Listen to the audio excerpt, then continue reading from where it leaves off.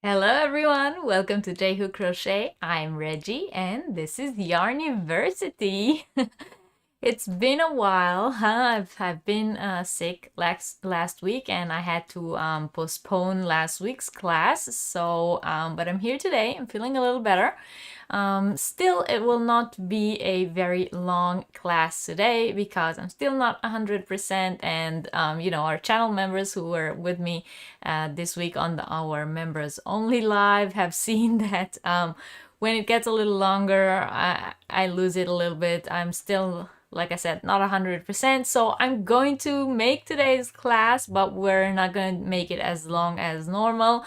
And we're only going to talk pattern hybrids today, which is the subject that we didn't get to at the end of last class.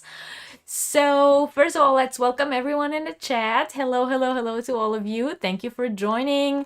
Ursula, I don't know if you're still here. You wrote I am quite a while ago that you are excited, but I'm not sure if you're still here. So hello Ursula, and hi Doris and Jana, and hello to Blind Stitches Creations, welcome. And Alice is here from Crafty Chats Cafe, and Lacey, hello Lacey, and Renee and Angela and Catherine. Everyone's here. I'm so glad to see you all. Hi HD and Anvita, welcome in. And Jenny, hello, you're lurking. That's okay. Lurkers are welcome here. And hello to Debbie and Julie. And I'm very, very happy to see all of you. And hi, Linda. Welcome. Thank you for joining in. So yeah, I've missed you guys. It's been quite hard to you know, skip a week. You guys seen, I literally waited until the very last minute before I said that I have to cancel the class, because up until the very last minute I was still hoping that I can make it. Hi Anna, my mother-in-law is in the chat. Say hello everyone. And hello to Claptrap and Mocha. Hi. So great to see you all. But even though I was sick and I wasn't feeling very well, it's been quite a week. A lot of things have happened. For those of you who are new here, if this is your first time joining Yarniversity, welcome. This is a live crochet related class, and we are currently in the middle of our design workshop. Today is part 3. So if you haven't watched part 1 and 2, I highly recommend that in your own free time you go back and watch part 1 and 2, because it's sort of like an ongoing series. And if you have a gap in one of the previous classes, then maybe some of the things we talk about today you would not understand. So if there are questions during the class, I answer them all, unless it is something that I already answered in a previous class, and then I will tell you I'm sorry, but we did discuss this last week or the week before, and you should go back and watch that video, because I think it's unfair that I will say the same thing over and over and over again for those who do come every single week and watch the live. So you can watch the previous lives on replay. All you have to do is go back to the channel. There is a if you go to the home channel of J-Hook Crochet, there is a tab called playlists, and if you go there you will find the whole Yarniversity playlist with all the classes of Yarniversity from the past, I believe, 5 months now. Been doing this for a while. Hi Francie, thank you for joining in. Thank you, Angela. It's very nice of you.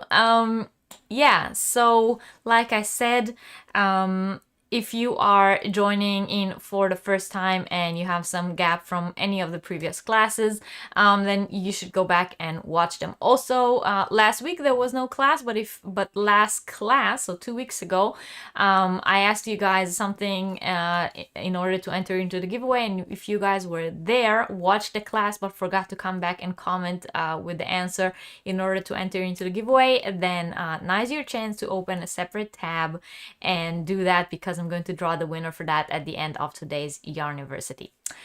So please don't forget to hit the thumbs up and let YouTube know that we are here. If you're not yet subscribed to the channel, I would very much appreciate if you hit that subscribe button.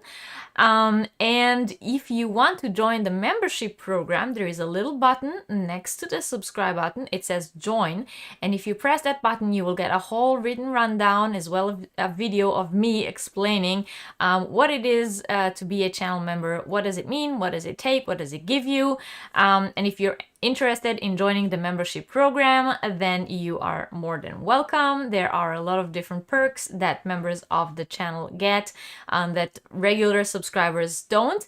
However, if you are just a normal subscriber, you're still just as well a very appreciated supporter of the channel. But that's just for those of you who are interested. There's a little extra that comes along with being a member. Hello, Lizzie. Good morning to California. Welcome to join and welcome. Thank you for joining. It was a welcome as well as thank you for joining. And hi, Lori. Good to see you here. I'm very, very glad you're all here with me. So once again, if this is your first time here, the class takes normally somewhere between 2 and 3 hours. Today will be on the more shorter side of that. Like I said, because I'm still not 100% well. However, if you're watching this on replay, the first half an hour or so, let's say 25 minutes, is pretty much administrative things where I talk about things that happened on the channel or with things that we discussed on the channel over the past week since last Yarniversity. So if you're not interested in all the introduction chit chat, you can just skip ahead half an hour in the video. If you're here live, then you have to sit here and go through this half an hour with me. Or maybe if you want, this is your time to go to the toilet to get something to drink before the class actually begins. If you're not sure if you're watching this on replay or if you're here live, if you look at the top of the chat window, if it says live chat or top chat, then you're here live. If it says top chat replay or live chat replay, then you're watching on replay. Hello, Ginger from Yarn Geek, and hi, Ursula, you are here. Welcome. And hi to Jamie. Hello to you. Jamie, did you get your hoodie already? I would love to know if it arrived. Thank you. Thank you, Ursula. I do want to draw all of yours attention to the wonderful Happy Mail that I got this week. These beautiful pom-pom earrings in my favorite color were sent to me by Catherine from Cat's Eyecatcher. Thank you, Catherine. I love you. Her link to her Etsy shop where she sells these beautiful things that she makes is in the description box below. So if you're interested, that's where you can find them. And I was very, very happy and very excited to get them in the mail. Thank you, Catherine. Also, things that happened this week. So first of all, I always like to welcome the new members who joined the membership program since the last Yarniversity. So over the past 2 weeks now, we have had a new member joining us, Doris from Rose Cottage Studios. So welcome, Doris, and cheers to you. All of our members will cheers you in the chat as well. Cheers, and thank you for joining our membership program. And we also had our members only live chat this past week. It was on Wednesday, I believe. On our members only live chats, what we started doing is I teach a certain pattern, a pattern that I designed specifically and especially for the members only live chat. And then I teach on the live chat, I teach how to make it. We make it together, we start it together, and then everyone can finish on their own time. So this week we made a hat, and I would like to show you beautiful Debbie already finished hers. She posted it on our Facebook group, and if you're not a part of our Facebook group, then link in the description box below. Come and join us. And there she is wearing the wonderful hat that she made. So this was the pattern that we worked on together, and I will also show you the second picture that she posted, which shows the hat, what it looks like from above, so that you can get a better idea of how unique that pattern is. As you can see, there is no top, it's not a pattern that's worked from the top up, from the top down, or from the bottom up. It is actually worked in a different technique, which we learned together on the live. And so, as you can see, the beanie has sort of like a more cohesive look up there. And so beautiful work, Debbie, and well done you for being the first one to finish. Other members who were there on the live stream are still working on theirs. You can still post on Instagram and on the Facebook group using the hashtag that we discussed all the way until our next members only live chat. I will also show you my version, the one I made. I posted this on our Facebook group as well as on Instagram, so some of you may have already seen it. So this is the one that I made. That's actually the one that I made while we did the live chat, so this is actually the one that I did to show how to work on them. And like I said, if you want to be a part of that, once a month we do a live chat where I teach a new pattern that I designed. So you know, you have to be a member of the channel for that. Members who missed the live chat from any reason can watch it on the replay. The video is still available on the channel, but only people who are members of the channel can watch it or can see it. So all you gotta do is go and watch it, watch a replay of it, just like a regular video.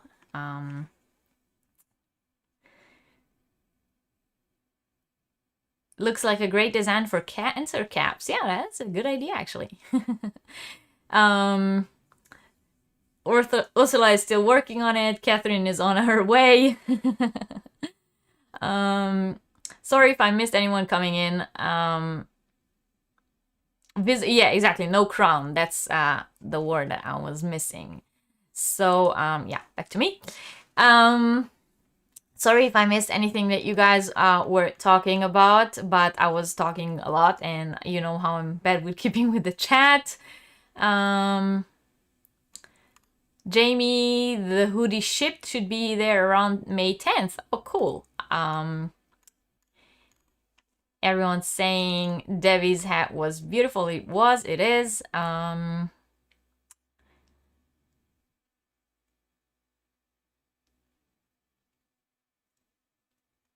right, so now I'm caught up. Hello to Mayor, and Jana says it's lovely. You just posted yours today on Instagram. I haven't seen it yet, Jana. Did you tag me?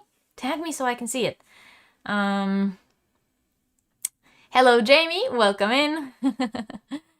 You gave up after 8 rows. Oh no, the yarn you chose didn't realize split so bad. Oh, I'm so sorry for that, Jamie. I'm sorry. Yeah, you try it again in a different yarn. You still time. So one last thing to do with the members only chat is that the next one I have posted today. If you're members of the channel, you saw the link already, or maybe you didn't, but it is on the community post on my channel. So if you go to the channel, you go to the community tab, you'll see the notice with our next members only live chat. It will be on a Sunday this time, and it will be before Yarniversity. So before we do Yarniversity, we'll do the members only chat, and then we'll go into the Yarniversity. And it's going to be, I think it's the 23rd of May. I'm not 100% sure. I might be mixing up the date. So just look at the post on the community tab. And I also posted it on our Facebook group. So that's that's for all the members. So I showed you guys what the beautiful one that Debbie did, and I spoke about the members chat, and I talked about the earrings, and now I want to show you something else. Okay, so I was very, very happy to receive a few interesting messages and pictures this week. If you just came in the door, please don't forget to hit the thumbs up. It helps me a lot. It helps any maker that you watch on YouTube. When you start watching the video, just don't forget to hit the thumbs up. Lets YouTube know that we are here and recommend the live to more people to come in.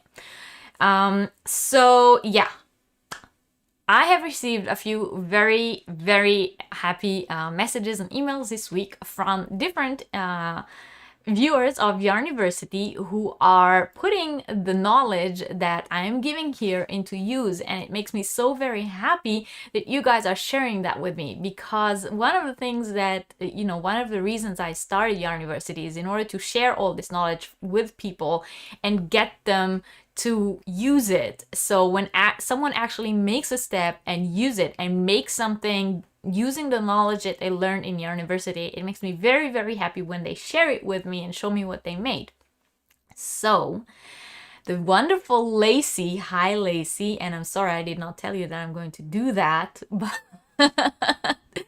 I hope that you're not going to kill me. But the wonderful Lacey has released her very first written pattern this week. So congratulations, Lacey. Cheers to you. And here it is. Let me take you with me. So it is called the Lemon Peel Pie Hat. And you can see the picture. That's what it looks like here. And it is on Ribbler. At the moment, it's available on Ribbler. I put the link to it in the description box below this video. So if you guys are interested, you can go over and purchase her pattern. I am not sure, Lacey, if you did put it also on Ravelry, but you can tell us in the chat where if it is available on any other platform. But at the moment, it is available on Ribbler, and the link is in the description box below. And, go on over and show Lacey some love because she deserves it. So Lacey, you get an A+ Yarniversity.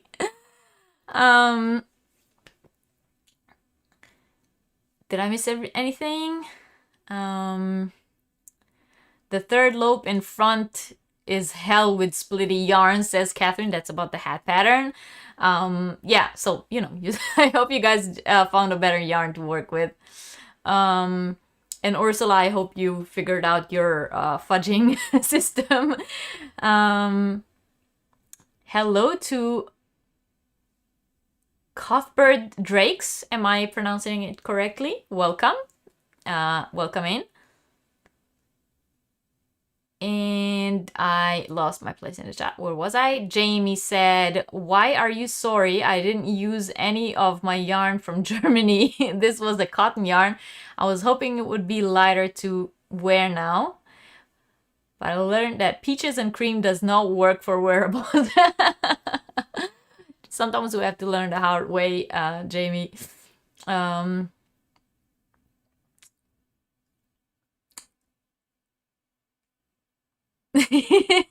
Lacey, I know I didn't tell you that I'm gonna do this. I wasn't sure that I didn't know if I was gonna tell you. Maybe you would have said not to do it, and I definitely wanted to do it. So, so congratulations to Lacey. So, okay, she says she's trying to figure out how to put it on Ravelry, but Ravelry, but at the moment it is available on Ribbler, so you guys head on over there and show her some love. Yeah, and we have another top student, but I'm still waiting on her pictures. I have seen it on video. Ursula from OM Granny Squares. If you're not yet subscribed to her, go check her out. She's amazing. I love her. I am a regular guest on her Friday lives, and she showed us a wonderful poncho that the design of which she figured out using our crochet math class. So congratulations to Ursula, and we are waiting on pictures, and hopefully by next Yarniversity, next Sunday, I will be able to show you pictures of that beautiful design. Hello Crystal, welcome in. All right, so in general, you guys, you know, if you have made anything using one of my patterns, if you bought one of them from Ravelry and you made the design that I designed, you know, feel free to tag me when you post it. You can send me pictures of it by email. I would love to show everyone here in Yarniversity what you made. If you make anything following one of my tutorials on my channel, if you know, made the Abigail Fairy dress, although it's not my design, it is Christelle Watt's design, but if you use the tutorial in order to make it, I would love to see. If you maybe made the tunic or one of the hats or the scarves that are on my channel, if you made my Sherwood cape, all of those things, I would really love to see. I see the analytics, so I see that a lot of people watch the tutorials every single day. But if you're actually making them, please tag me when you post it, or post it on our Facebook group, or use the hashtags on Instagram, or send it to me by email. I really would love to see what you made, and I would really love to show what you guys made.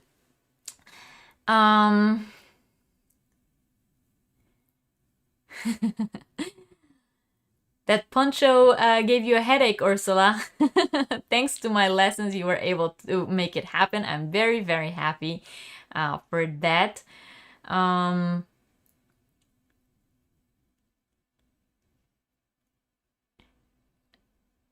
Crystal says she has the best pictures on Instagram of her feet in my sock. I know, I've seen those and I love them. I love them so much. I really, really love your pictures with the socks. Linda says she bought the sock pattern and was so excited to get it, you forgot to put in the coupon code. Oh no! In case you purchase anything off of my Etsy shop, you know, if you purchase patterns, or if you purchase stitch markers I made, or if you buy any of the yarn surprise boxes, or if you purchase the advent calendars, which are still available but will only be available on the Etsy shop until the end of May, and at the end of May they will be taken off the shop, or if they sold out, then of course they will be taken off the shop. They are selling out very, very quickly. I think there are only like 3 left by now, and so if were interested in them, this is the time to get them. And don't forget that viewers of my channel get a special discount, and the discount code is in the description box below of each one of my videos. So each one of my videos, right, with my Etsy shop link, there is the special discount code for viewers of the channel, and don't forget to use it when you shop on the Etsy shop. And if you put in the discount code, I don't know, people sometimes get confused, but if you put it in and the price didn't change, don't check out, okay? Only check out if the discount, so if the discount code didn't work, that means you didn't put it in the right place, okay? Like, it could be that you're trying to apply it as a gift card or something like that. It should be in the discount code section, and only after you put it in there, the price will change.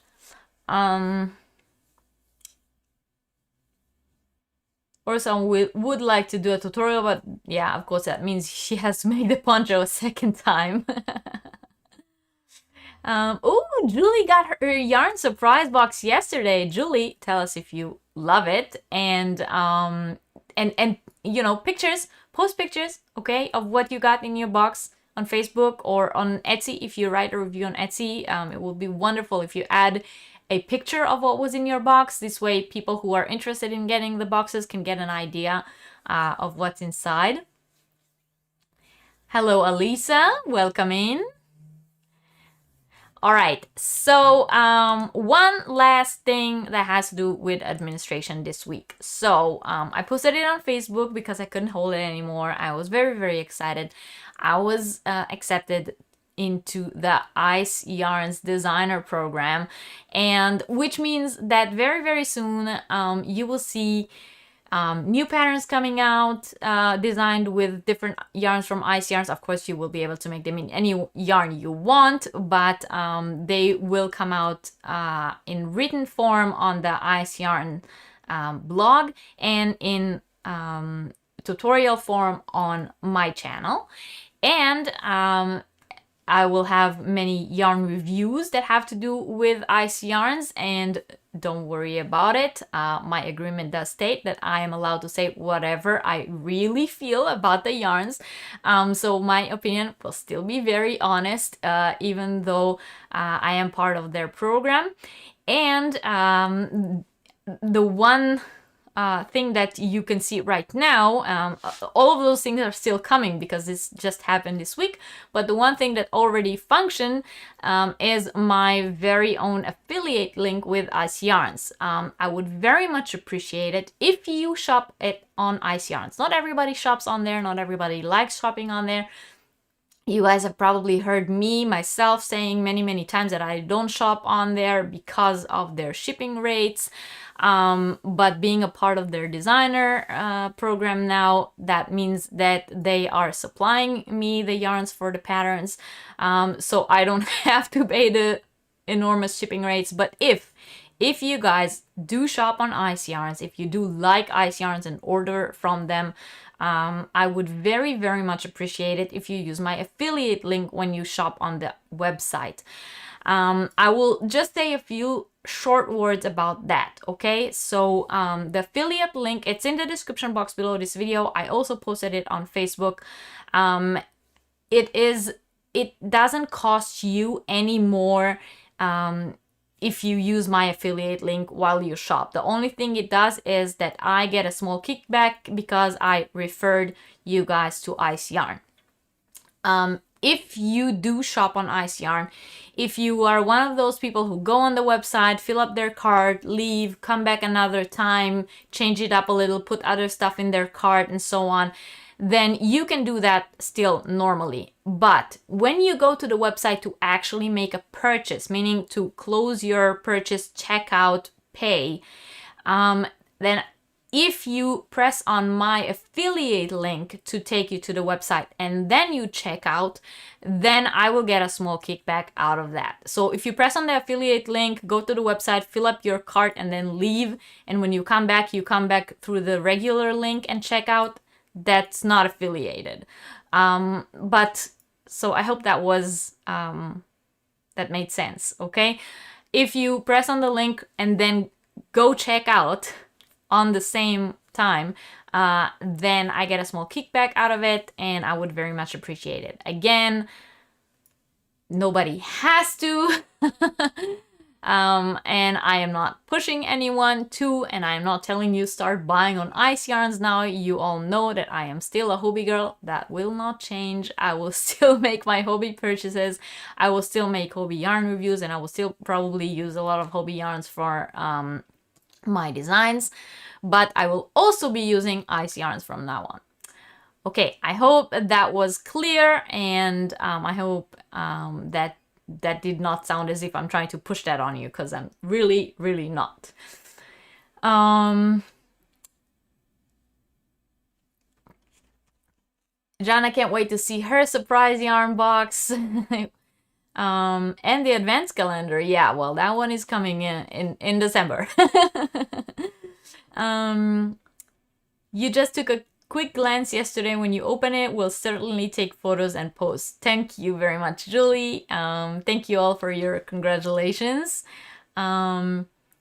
Jamie said she got my large size mystery box last month. Did you want me to post what I received in it? If you want, Jamie, again, like nobody has to, but I really appreciate it when people do. If you take a snapshot or a picture of what was inside, and when you write your review on Etsy, you put in the picture, that helps other people who watch on Etsy.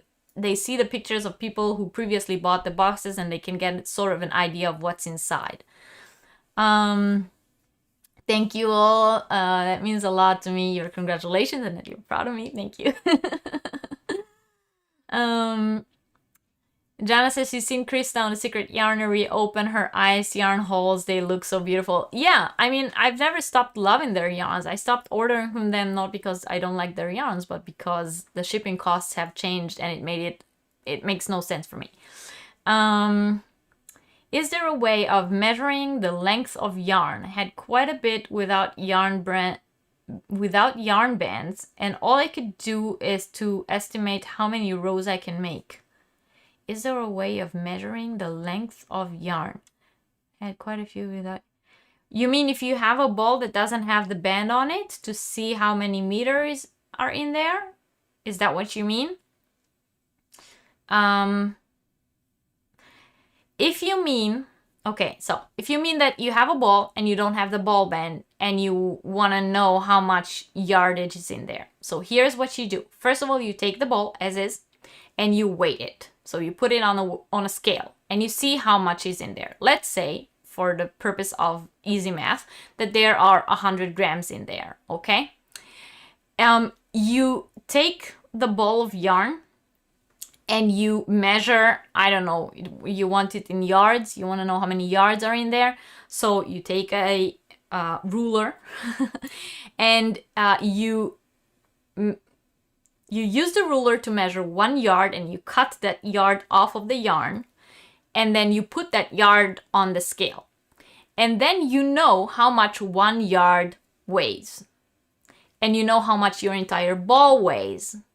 Okay? And then with multiplying, you can figure out how many yards are in that ball.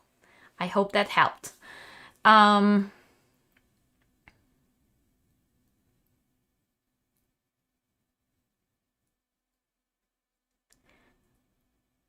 No, not working run row. No, don't work run row. Do what I just said. Weigh the whole thing. Take it off the scale. Take a ruler, take 1 yard off, or I don't know how many feet, whatever you want to measure it with. Cut it off, weigh that, and then you know how much 1 yard weighs. And then you know, oh, I have it times this. Okay?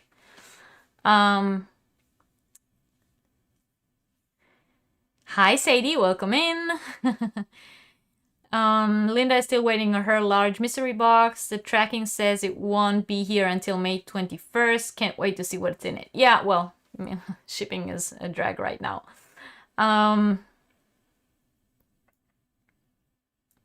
Okay, so I pretty much said all the administrative things that I had to say. I hope that was not, too tiring for you guys. And now it is time to actually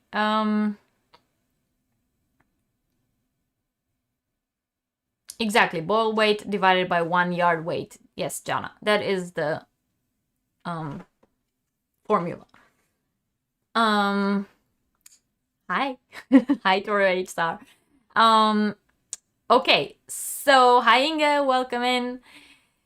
We've been here for half an hour. I did all the administrative things that I had to say. I hope that wasn't too much for you guys. And please, like I said, don't misunderstand me. Don't misunderstand me. I'm really not trying to push anyone to do anything. I'm just saying, if you do, I would very much appreciate it if you use my affiliate link. And for those of you who don't know, I also have affiliated link to Darn Good Yarn, Villerita, Pleta, so all these websites, if you shop on them, I would very much appreciate it if you use my links or my codes. That gives me a very small kickback. It's like a few cents per purchase, so don't think that I'm getting rich off of it. But anything helps. You know, all these things, they get put back into the channel. Everything, you know, super chats I get, what you guys from watching the ads, people who are members of the channel, their monthly fees for membership, all these things. I'm not like sitting here building a house with it, okay? I am literally putting every cent I get from the channel is being put back into the channel. All right, I'm glad that tip helped you guys. And okay, so now it's time to actually talk about part 3 of our design workshop. So if you just walked in, if you came in late, please don't forget to hit the thumbs up. If you're not yet subscribed to the channel, I would very much appreciate it if you consider subscribing. If you want to join the membership program, click the join button next to the subscribe button, or if you can't see the join button, there is a direct link in the description box below. And in general, in each one of my videos, I very much recommend to read whatever is in the description box. Sometimes there is additional information that has to do with the video that you are watching, and maybe you had a question and that information in the description box helped you. That is what the description box is for. You know, so use it. All right. Now it is time to talk about pattern hybrids. I'm very happy that helped you, clapped. Good, wonderful. So pattern hybrids. What are pattern hybrids? Pattern hybrids are what I call this situation where you say, oh, I love this design, but I wish that the sleeves were different. And then I see another design that has the perfect sleeves that I want, but I don't like the body. And then I say, oh, I wish this design, there was a design that combines these two. Or I want to make a baby dress and I really love a round top. So I find a design that has this round top, but I don't like the skirt. But then I find another design that has the skirt I want, but the top is square, or it's made in 2 pieces and it's not a raglan or anything like that. And so taking 2 patterns that has different parts of whatever it is that you want to make and making them into one. Now that can be also as easy as, you know, a beanie that has, I have a beanie pattern and I really love the brim of it, but I don't like the top part, or another beanie that I really like the top part and don't like the band, yeah? And then combining the two. Or I have a cowl pattern that I would really much like to turn into a scarf, or I want to make it thicker, thinner, 2 different designs in one. I see a shawl, I see a triangular shawl, and I think, oh, that would have been beautiful if it was a half circle, or if it was an asymmetrical shawl. So taking a certain pattern, or actually taking 2 different patterns that each of them have something I like, and combining them into one to make that perfect piece that I wanted to make. And that is what I'm talking about today. So before we begin, I would love to hear from you guys if you have come across this situation in the past. If you've come across some pattern that you would really wish that it was written with different sleeves or different openings, or the brim was different, or the width was different. Have you come across these kind of patterns, and what did you do? Did you just, you know, say, oh, but that's not exactly what I want, and moved on to the next one? Or did you try to adjust it yourself? So let me know in the chat right now. I really want to hear what is your take on these kind of situations before we start talking about how we do it. Jana says that's what she did to her prom dress that her mom made.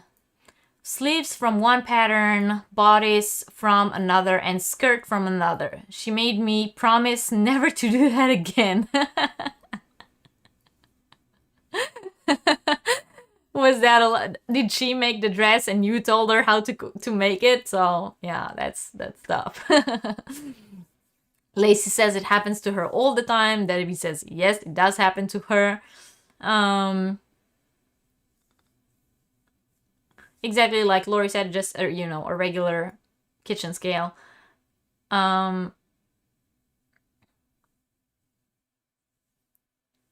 Judy says, yes, yes, yes. Debbie says, yes, but she's not sure what to do when that happens. Ursula says, when that happens, she moves on. Sadie says she wishes she could make something from a pattern. It never turns out right when I follow someone else's pattern, which is why I freestyle most of the things. That's wonderful, Sadie. Hi, Kim. Welcome. Thank you for joining in.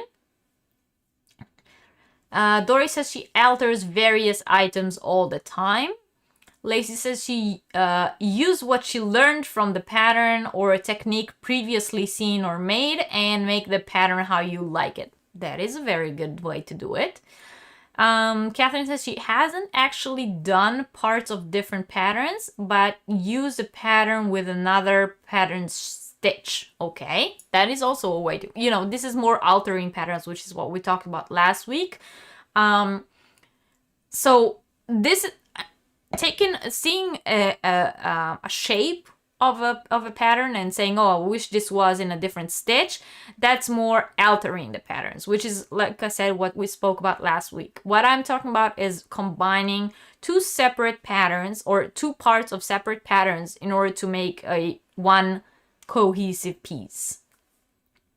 Franken patterns, right? We said that last week.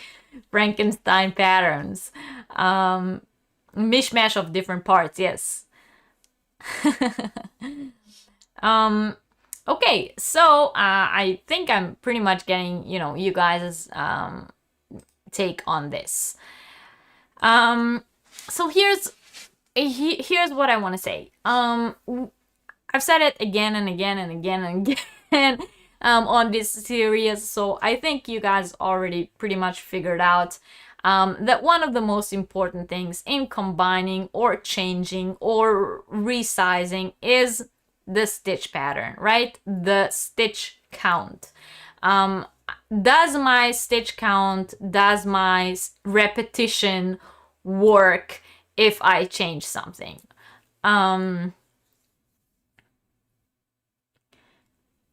Crystal says she thinks she does more. I think you do that more than combining. So you alter, you don't combine, you alter. All right. Judy says she alters things and uses stitches she prefer, but never combined two. Would love to do that. All right. So here, that's what we're here for today. Okay. So exactly, the multiples is the important thing, Debbie. And you guys have heard me say again and again and again and again, if the multiples doesn't work, the stitch wouldn't work. You will have to fudge it in a whole lot of different places, which makes it very hard to, repeat something that you did. So if you made something with combining two patterns or you tried to fudge it here and there, it will be very hard to repeat if the multiples doesn't work. So you can easily duplicate it. So here is what, okay, so there are a few steps that I want to say or like explain of how to address this kind of situation. And then there are a few examples that I want to give. Suzanne, for instance, if you want to put sleeves on a dress or top that is sleeveless, yes, for example, but not just if you have a dress that doesn't have sleeves and you want to put sleeves on it, that's one thing, that's altering. But the question is, I have the dress without sleeves and I have a different pattern that has the sleeves that I want on the dress and I want to combine these two. So I want to take the sleeves from this pattern and the bodice from this pattern and combine them. This is what we're talking about today. So not altering. Altering is, I have a long dress, I want to make it short, or I have a short dress, I want to make it long. I have a square neck, I want to make it round. I have a V-neck, I want to make it square. Okay, this is altering. Hybrid is to take, I love the sleeves on this sweater. It has beautiful bell sleeves, but I do not like the body. I like the body on this sweater, which have sleeves, but they are not bell sleeves like I want. So I want to take the sleeves from this pattern and the body from this pattern and make them into one pattern. And it is a whole new pattern, yeah? But I want to do that. Amigurumi fans do a lot of pattern combining. Right, that is correct. So like if you don't like the shape of one design, you can swap it for a similar design that you like. Exactly. That is exactly what we're talking about. And it is very, very common with amigurumi. I have done it many, many times with amigurumi. There is actually one body amigurumi pattern that I like, and I alter it every time to be a different animal according to what the person I'm making it to would like. So if it's a cat, I look at a cat pattern and I do the ears from the cat pattern and the tail from the cat pattern, but I use the same body of the amigurumi. If I want to make it into an elephant, I will take an elephant pattern. I will take the ears off of the elephant. I will take the tusk and I will take the little tail, and I will put that on the regular body. So I do that a lot with amigurumi. The last thing I did was a giraffe. So I took this body of the amigurumi that I always do, and then I took a pattern of a teething ring with a giraffe head. That's what I found. That's the head of the giraffe that I really liked. And so I did that head that was from the teething ring, just the head, and I did that on the body that I always make.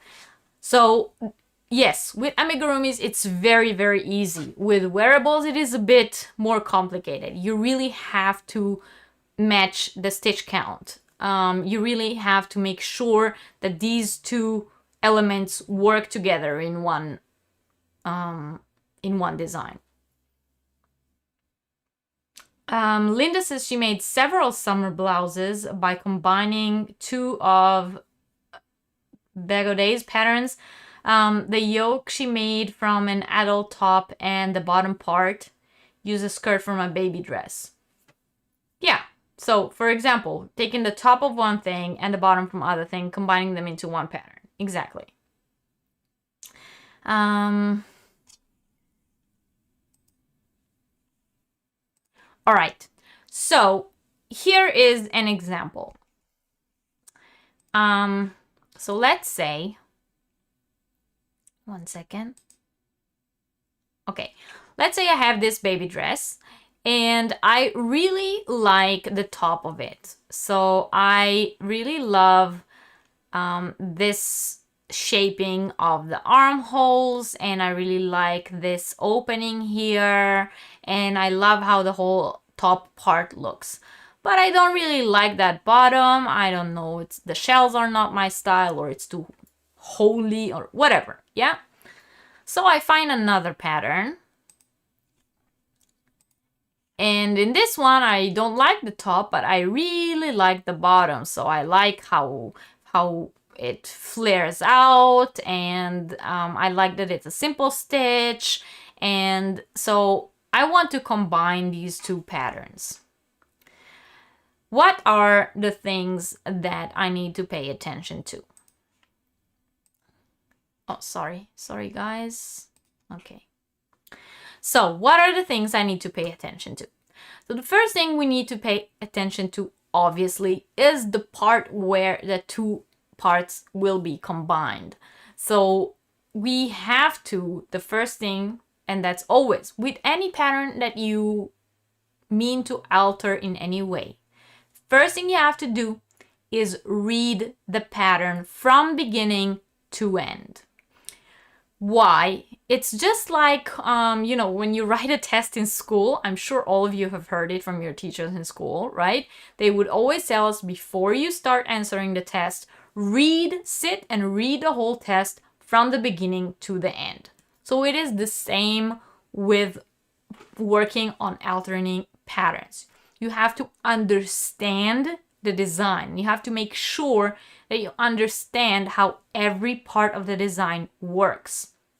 So the first thing you need to do is sit and read through the pattern and make sure that you understand how the parts connect to each other.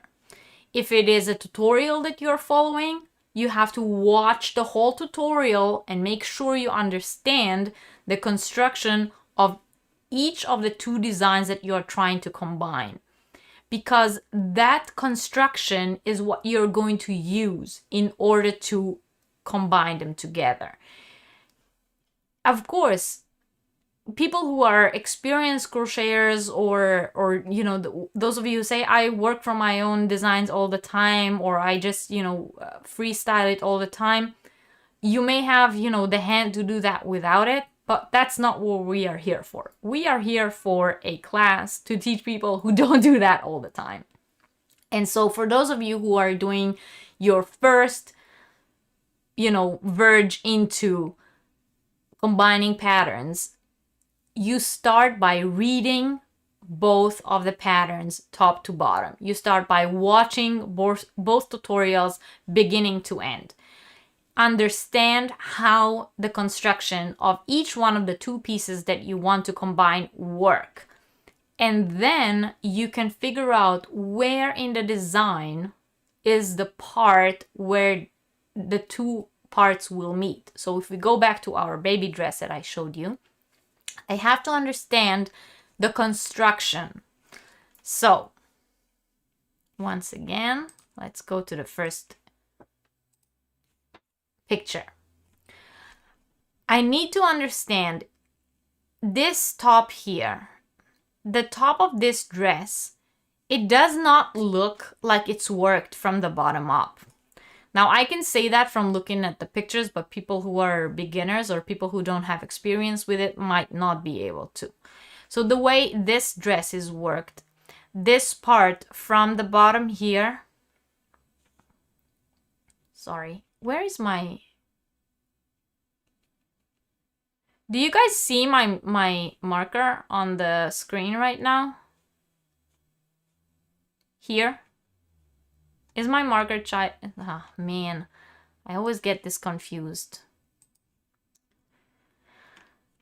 Please tell me if my marker on the screen right now is on the flower.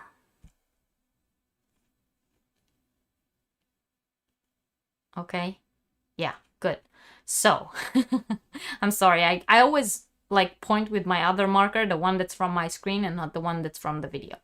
So now my marker is on the screen and now I can say it again. So the top of this dress does not look like it's made from the top down. It looks like it's actually starting here on this part. Sorry, I moved the whole picture. On this part here. And then it's worked up until here. So this whole part is probably worked in the round. And then you divide it from to front and back. And you work the front back and forth like this. And then you only work one side and you work one side here. And then you do the same on the back. You flip it over and you work rows front and back and short rows on the side. And then you connect them at the top. That's what it looks like to me. I didn't read this pattern, but from looking at it and from looking at the stitches, I can tell you this is this kind of pattern. So it's worked. You start with this white here. You make this part, the whole middle here. And then you work short rows to make the front and short rows to make the back. And you connect them here at the top. And then you work one row of single crochet around the opening here, one row around the opening here, and one row around the opening here, the arm openings.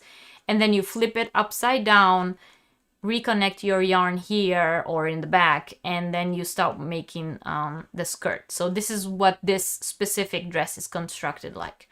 So let's say I want to take the top of this dress. In order to do that, I have to understand everything that I just said. In order to understand everything that I just said, I have to read through the pattern. I have to see how it's constructed. So I will be able to cut off or separate the top part of the dress from the bottom part of the dress. And then once I understand that, I can work the top part that I want. And when I finish making the top part that I want, I can move on to the second pattern where I liked the bottom of it. So here I liked the bottom of the dress. Now I need to think again. I have to read the whole pattern, see how the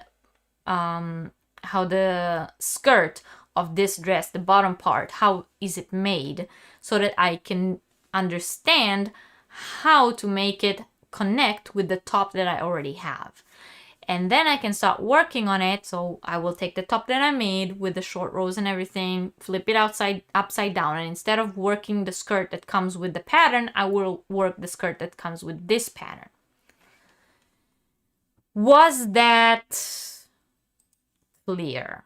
Let's see what you guys said. Hello, Bev. Hi, thank you for joining in. Please don't forget to hit the thumbs up when you walk in the door.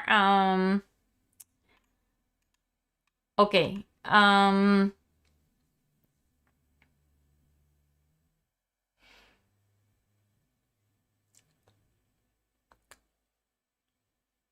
Right. Well, you guys all said that you see my markers. All right. Yeah, I actually saw the comments on seeing the markers. I looked in the chat real quick when I was asking, but now I wanted to see if I missed anything, but no. All right. So everyone, was that clear how to read the pattern in a way that you can separate each part of the pattern so that I know how it's constructed? All right. Everyone says it's clear. You're with me. Very clear. Understood completely. Clearly. Basically, do your research. Yes. Now, I gave the example of the baby dress because for me personally, I think it is the easiest to give as an example. But that is correct. That is applicable to every pattern. It gets more complicated when we talk about sweaters. There are sweaters that are made top down, sweaters that are made bottom up, sweaters that are made front and back and sewn together. So in that, when we make this kind of project, it is even more important to understand how it is constructed.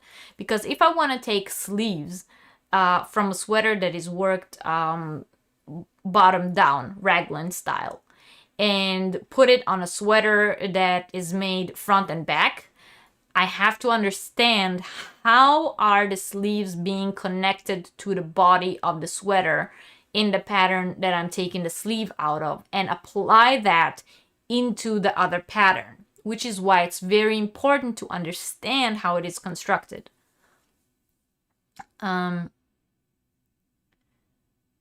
It is clear because sometimes the skirt might not be worked from the waist down. Right. Originally, pattern was worked from waist down, so that will influence the alternation. Exactly. Right. You have to understand your pattern before you start. One other good example would be, anything that's like a cardigan or a waistcoat or anything like that. Those are a lot of times. There are so many ways of making a cardigan. There is a way of making it top down, raglan, just like a dress or a sweater. There are patterns which are worked one piece. So we talked about it last week. If you guys remember, you make the back and then you make the front on one side, the front on the other side, connect it on the edges and add the sleeves, or maybe you even work the back, add the sleeves, work the front, decrease the sleeves, and work the body. You have to understand how the pattern is constructed. It could very well be that the two patterns that you're trying to put together will not be able to put together because one of them, the sleeves are worked on as a solid part of the cardigan, and on the other one, they are being sewn on. So detaching them from the overall pattern will be a whole other math problem. But if you're working on a pattern which has separate parts, and it's very easy to see when you look at the pattern. If it says yoke, this is how you work. Sleeves, this is how you work. Bodice, this is how you work. Skirt, this is how you work. Then the pattern is already divided into pieces, so you already have an easier understanding of how to deconstruct it. However, if it's not, if it's a one piece, it will be harder to take it apart, right? I hope you guys are with me. So I'm gonna take a sip of wine and see if you guys have, anything to say, anything to ask up until now.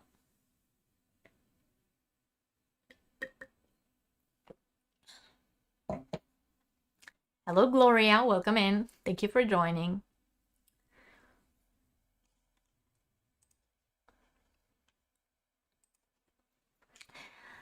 Okay. Any questions before we continue? It is said that before you can be creative with convention, you must become an expert before you can deconstruct conventions, i.e. you need to know your enemy. Yes, exactly. right. Yes, you have to know the pattern before you deconstruct it. You guys are sipping tea. Cheers. Cheers to everyone. Oh, wait, I forgot to show you guys. Look, Doris, look, do you see my bling? I'm using my beautiful wine cork that I got from Doris. Thank you. You see, guys, I use when someone sends me something, I use it. Look, here's the wonderful hanger that I got from Sandy. I still didn't put it on my bag because, well, I didn't go anywhere, so I didn't use my bag.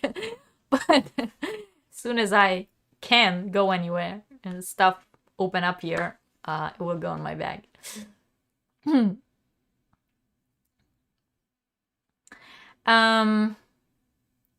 Yes, bling bling.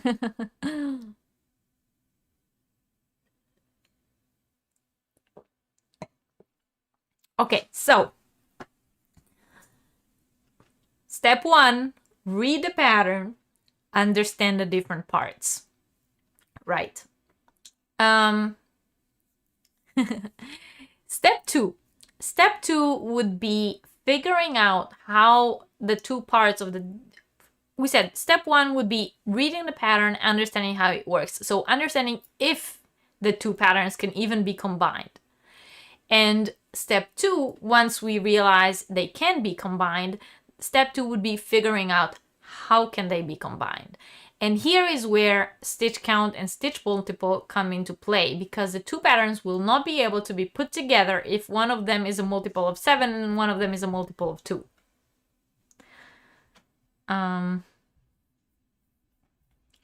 Off topic, but are those IKEA Billy shelves with doors behind you? They are IKEA. They are not Billy. Oh, I forgot what they're called. But they are from IKEA. I have it somewhere. I will look it up and I'll tell you which ones they are. But it's like it is IKEA, but it's a different model.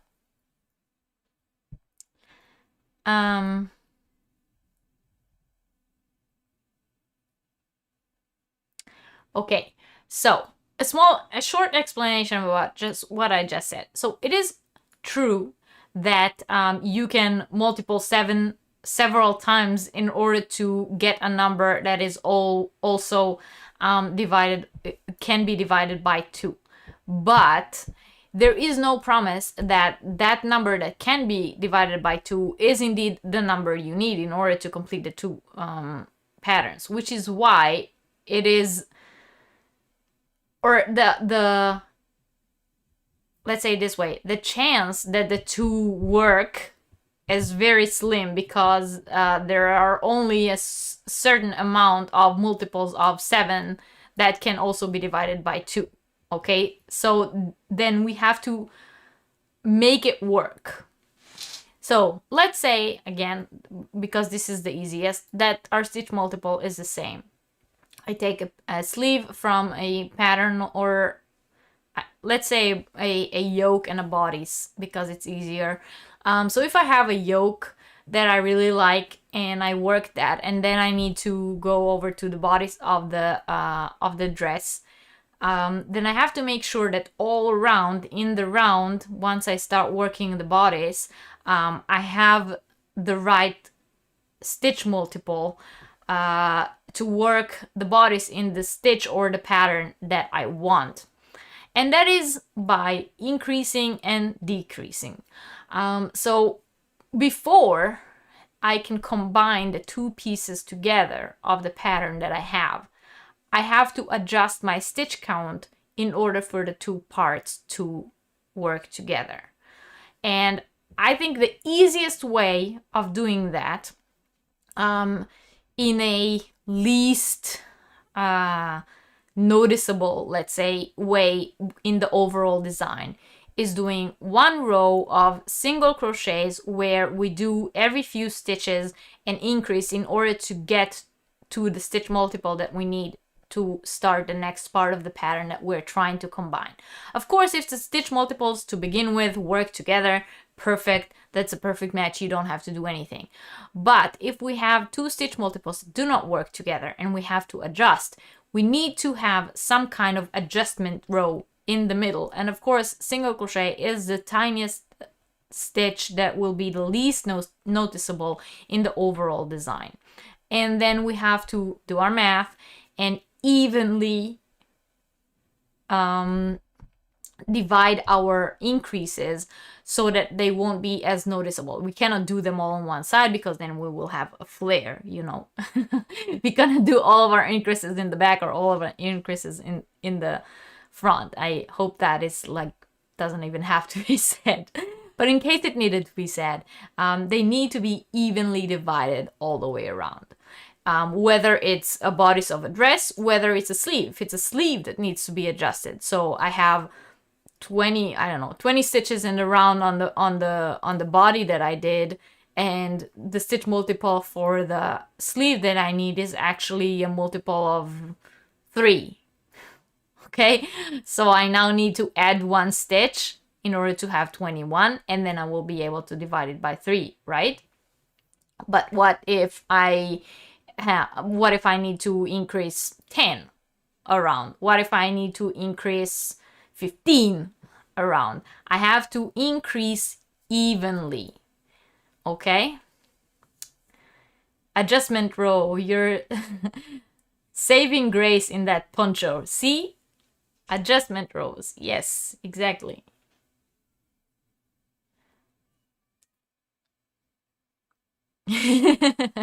Now you know, Ursula. So we need that one row where we adjust the pattern that we started with in order to connect it with the pattern that we want. Now it can be anything.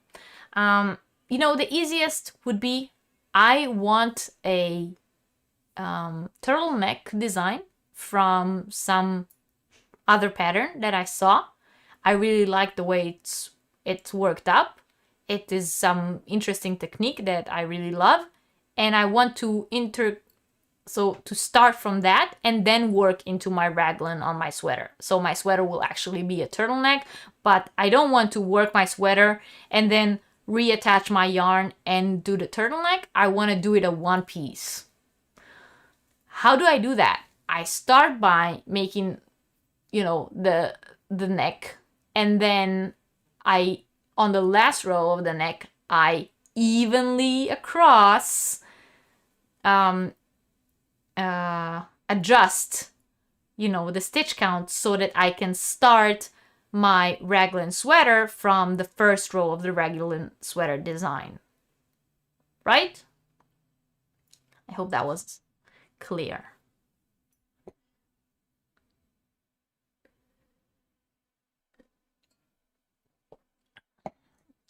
Let's take something very similar, or actually what Ursula did. She had different motifs that she was working on, and she wanted to combine these separate motifs into a poncho, but she had to first realize how these motifs connect together. The overall stitch count around, how do we divide it in order for them to be a shape that works together into one fabric. Once again, we have to adjust the stitch count so that our pieces will be the shape we want it to be. Do we want it to be a square, a hexagon, a pentagon? So in order to do that, we have to make sure how many stitches do we have all the way around our motif. How do we divide them in an even way so that we can have a bunch of motifs that are all the same shape, and then they connect nicely together in order to create that overall shape that we want. Hey Carrie, welcome in. If you have too many bricks on one side of a wheelbarrow, it will topple over. What's a wheelbarrow? I'm sorry, that is a man, the word escapes me now. I did not get that comparison. What's a wheelbarrow? Is a wheelbarrow like a scale? Or like something that's sort of like a scale, and if you have too many bricks on one side, it will tip over?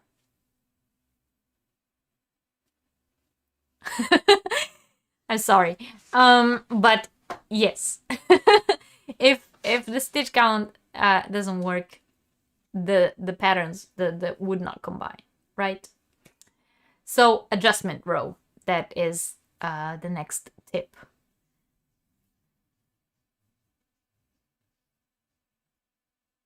Schubkarre. Oh, okay. That's a wheelbarrow. Okay, good to know. Thank you, Kathy. Now I know what you're talking about.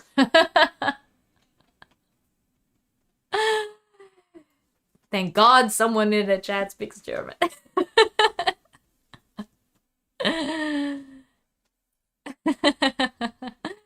It's a Schubkarre. I have two in my garden. Okay. Thank you for that. So you're right. See, I get educated too here. Okay, so tell me, please. Yeah, thanks for the translation. Exactly. Okay. Was that useful? Was that helpful? Was that clear? Can we move on to the next tip? Or you know what? Before we move on to the next tip, I will show you guys what's in today's giveaway. All right. And we'll tell you guys how to enter it. But before, give me like a, yeah, cool. Preach something, so I know. And if you came in late, please don't forget to hit the thumbs up. If you missed the beginning, you can always go later and watch the replay. Yes, with our big garden, we need to have some,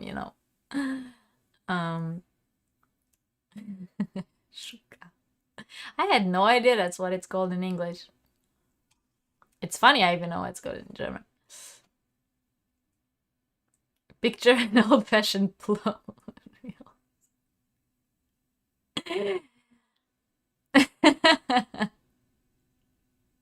Yes, I got a German word for it, but thank you, Lori.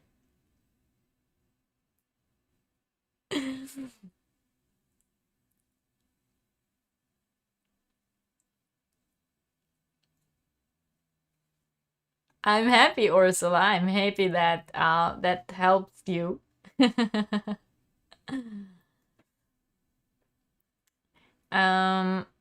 Actually very logical, but you never thought of doing that. Well, sometimes you just need someone else to say it. All right. I'm happy that it was clear to everyone. So,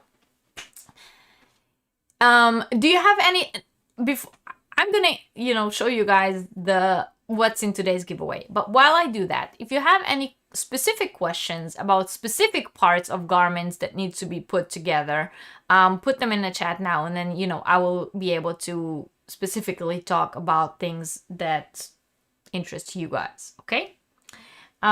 So in today's giveaway, and if you're new here or you haven't been here before, you haven't done this before, or you just normally forget, so every week we do a little giveaway, and in order to enter into the giveaway, you have to come back after the live is over, once the video goes into replay. So you cannot answer now in the chat, that does not count. It has to be a comment under the video, and you cannot comment on the video while this live is taking place. So you have to wait until the live is over, come back to the same video on my channel, and then comment down below.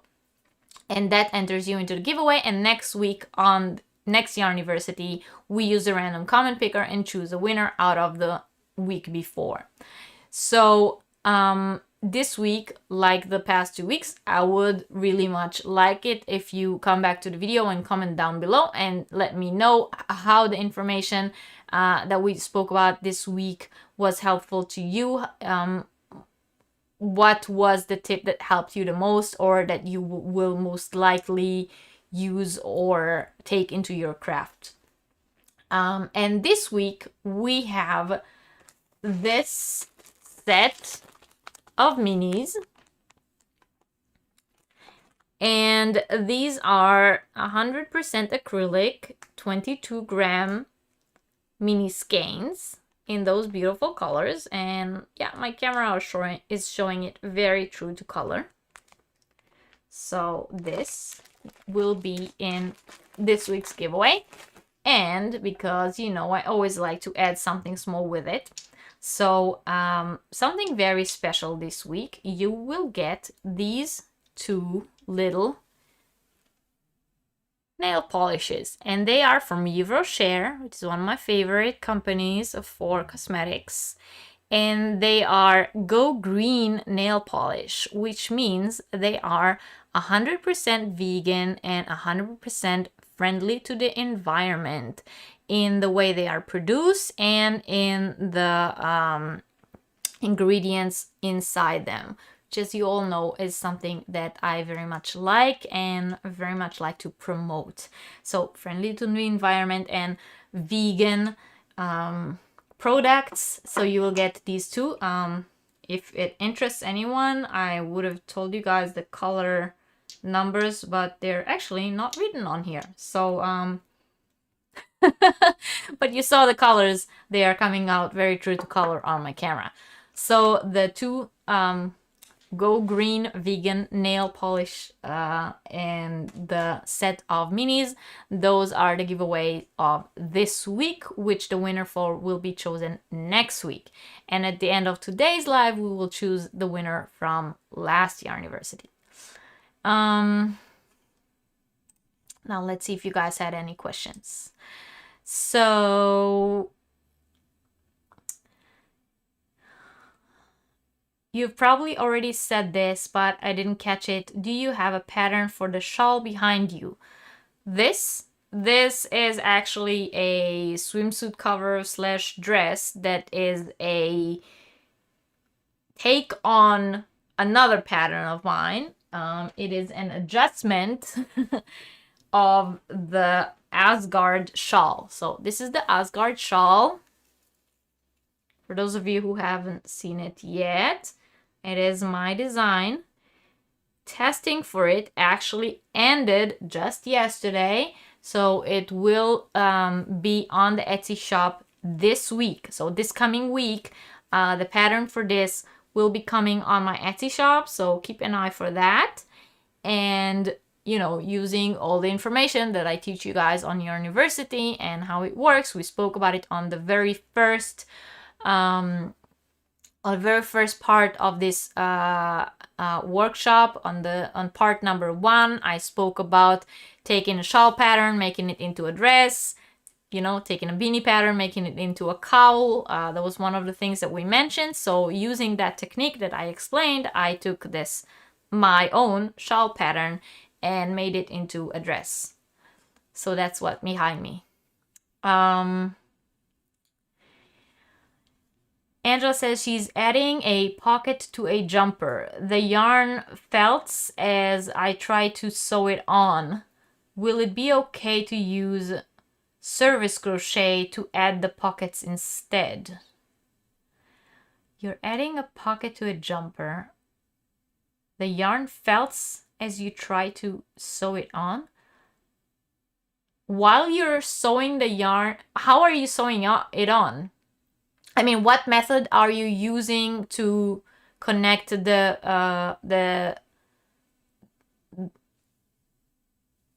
pocket to the jumper? That how are you doing it that it makes it felt? How would it go about making a top-down beanie pattern into a messy bun beanie instead of a closed one? That is a very good question. You start with a chain instead, and you start it from row number 3 or 4, depending on how big you want the opening.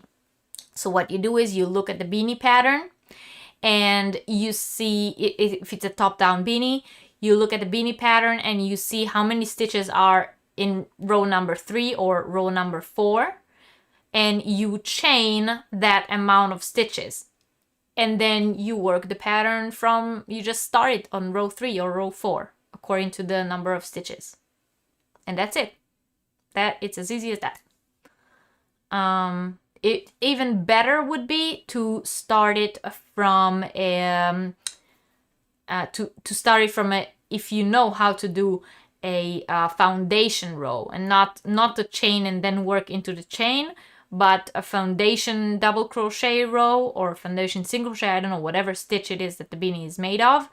If you know how to do a foundation row, it will give more stretch to that opening. It will be more flexible. Yeah, vegan nail polish, very interesting, right? You're new here. Hello, welcome. Everyone say hello to Mrs. Yukun Cornelius. Congratulations for joining Yarniversity. You are now enrolled. Welcome to our class and cheers to you. Tell us, if you want, you can tell us your name in the chat so that, we can call you by name.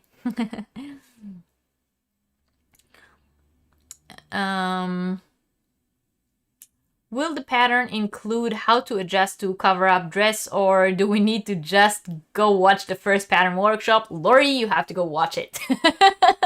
The pattern will be for a shawl, but Lori, because you're also a channel member and everything, you can just take the chance on one of the members only chat, or you can write me a personal message or write me an email, and I will be more than happy to explain to you how to work it into a dress. It's very, very easy. It's simply as simple as working the pattern in a round instead of flat. Hey Barb, hello, welcome Barb.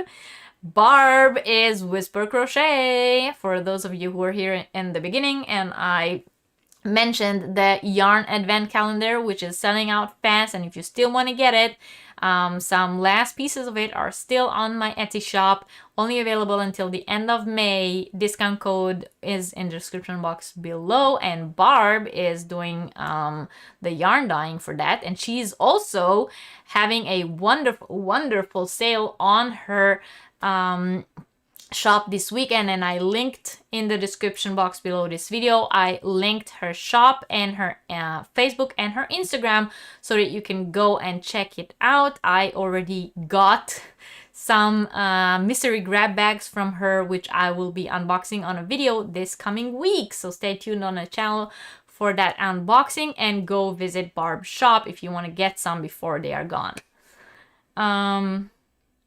Is there a standard multiple if you want to use the same pattern but a different weight of yarn? For example, reducing or dividing the stitch count for thicker yarn, or add multiple for thinner. is there a standard multiple if you want to use that? No, I spoke about that in the very first part of this workshop. If you want to take a pattern and do it in a different yarn, all you have to do is figure out what the stitch multiple is. There is no standard. Every pattern has a different stitch multiple. What you have to do is figure out what the stitch multiple is. If you want to know how to do that, you'll have to watch the Crochet Math Yarniversity where I explained how to do that. But once you understand the stitch multiple, then you can pretty much do the pattern in whatever yarn you want. All you have to do is if you're using a thicker yarn, you'll probably have to chain less or start with less stitches, and you reduce one multiple. So if you start with a multiple of, I don't know, 10, and it tells you to, if the stitch count is a multiple of 10, and you start with 100, and you work with yarn that is one level thicker than what the designer used, you will probably have to take one or two of those multiple off. So start with 90 or 80 instead, and so on. But you always have to take a whole multiple off as you use thicker yarn. Just the same, if you use thinner yarn, you'll have to add more multiples, but a whole multiple. You cannot add half a multiple. I hope that was clear. I happy you guys like nail polish.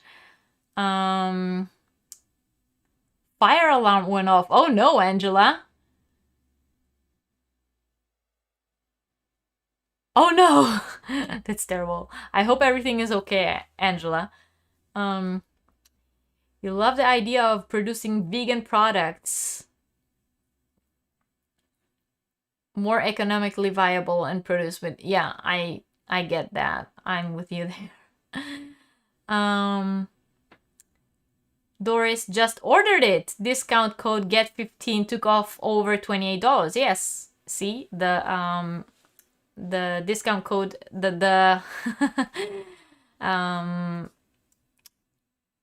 sorry, the subscribers discount code does take a lot, and so I mean, for people who are viewers of my channel, don't forget to use the code when you order from the Etsy shop.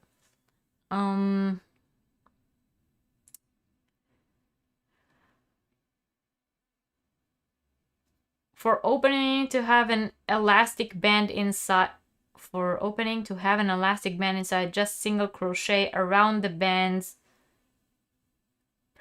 and start the pattern from row with the same.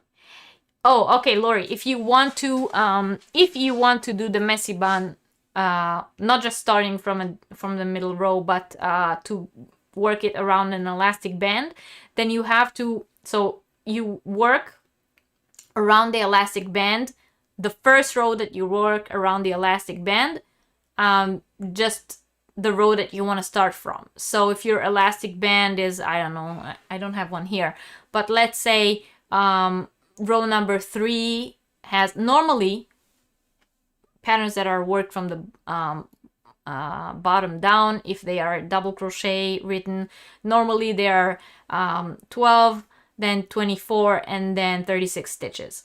So if you start with 36 stitches, double crochets around the band, around the rubber band that you have, and then work row 4 right afterwards.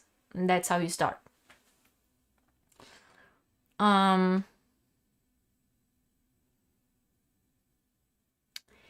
Is it selling fast and we are doing a limited number of them? Yeah, oh yeah, it is. Sorry, it is selling fast and we are doing a limited number of them. That is correct, Barb. It is selling out quite fast, I must say. I mean, like I said, it's either going to be on the Etsy shop until the end of the advent calendar. It's either going to be on the advent calendar, on the Etsy shop until the end of May, or until it sells out, whichever comes first.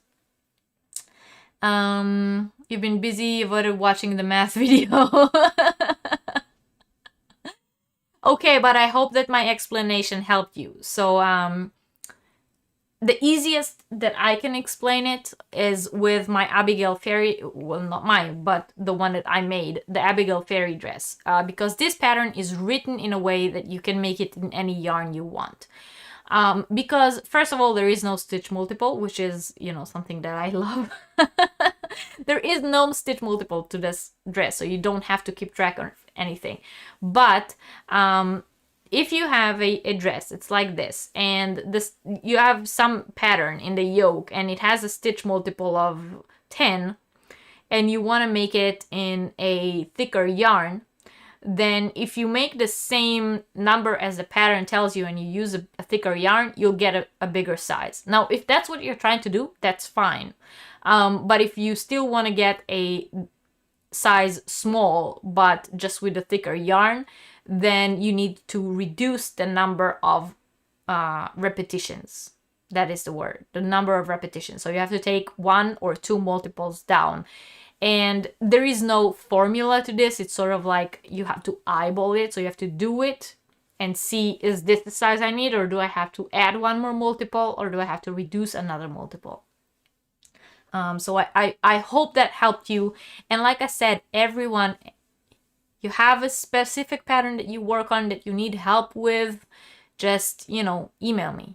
I'll help you. I do it all the time. People here in the chat, there are people here right now in the chat with us that I've helped with patterns this way. So you just email me and I'll help you.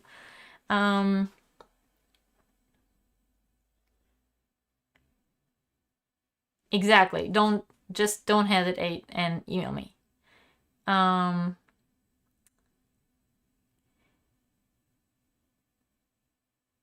Limited quantity is currently available. Yeah, exactly. All right. So, any specific patterns that you tried to alternate or to combine and you had problems with, ask me now. If not, then I'm going to continue to advice number 3 that I had for you, which is the last one for today. And afterwards we will choose the winner from last week. I said in the beginning of today's chat that today's will be a little shorter than normally because I'm not feeling very well still. And you guys see, once I start, you know, I'm losing my train of thought because it's really hard for me to stay focused. My throat is very, very sore, and I'm starting to lose my voice again because I've been sitting here for 2 hours talking. So and that doesn't happen to me normally on Yarniversity. If you're new here, sometimes Yarniversity takes 3 hours and more. So sometimes we sit here for a class that's longer than this. But I am sick. I have been sick for the past week, and it's getting. You can hear it in my voice probably. It's getting hard on me. So I'm just going to. If anyone has any more questions, ask them now. If not, I will do advice number 3 that I had for you today, and then I'm going to choose winners from last week, and then I'm gonna say goodbye because it's getting a little much for me. By the way, did everyone notice my brand new purple light? Purple Yarniversity purple light behind me, because we worked on this quite hard today in order to get this to work. My husband spent I think about 2 hours working on this, so let me know if anyone even noticed it.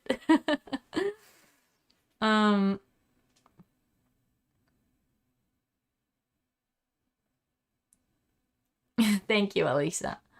Yes, Barb. Currently, more than 10 people have the advanced calendar in their cart. I do that sometimes too on Etsy, so I don't blame anyone. You know, I also sometimes load up my cart and then I leave and I come back another time. But just so you know, they are selling out pretty quickly. So, yeah, you notice my lights? Fancy. Okay, Dory says she always seemed to have problems when making a raglan top. You like to add capped sleeves. My armholes get too small, too tight. I think your problem is probably because when you work raglan, you work the yoke and then you go to the body by skipping a few stitches. And your problem is probably that once you reconnect the body, maybe you don't make enough change underneath the armhole. So one thing would be to figure out how many chains you make under the armhole in order to connect your yoke. Maybe you need to have a little more there.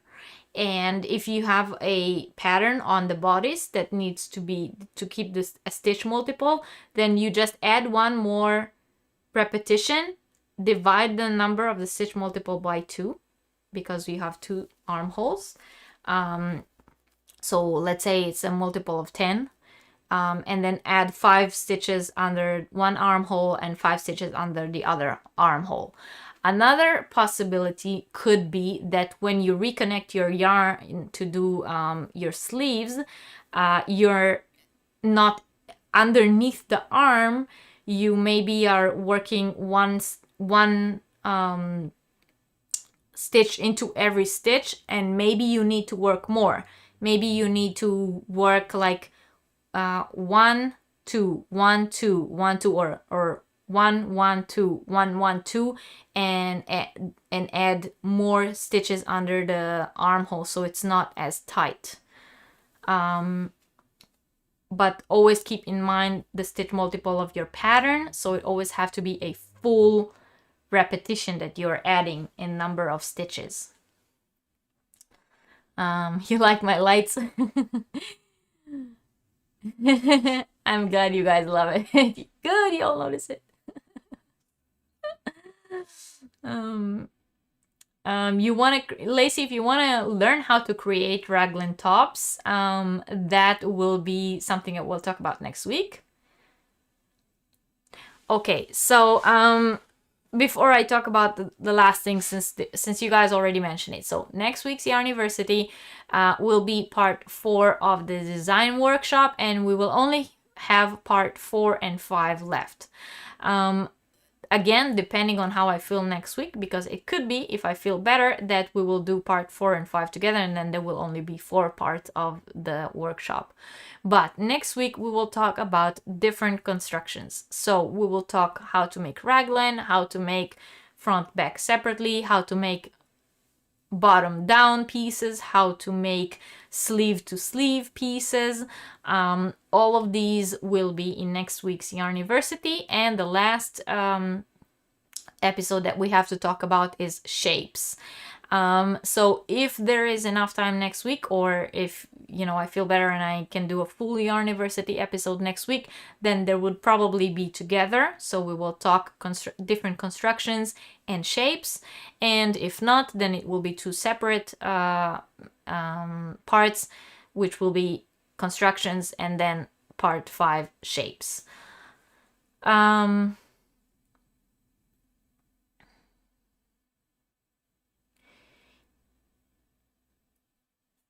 You just received a Sirdar pattern cake from online order, so I'm ready to start the baby dress as soon as I have finished my current project. Oh, wonderful. Trying to figure out how to create a V-neck top-down formula, but you don't have to talk about it today. I will try to do it and reach out with specific questions. Okay, Lacey, well, and if not, like I said, it's part of what we're gonna talk about next week. Yes, exactly. Always a full repetition. If you only add a half a repetition, that's a problem.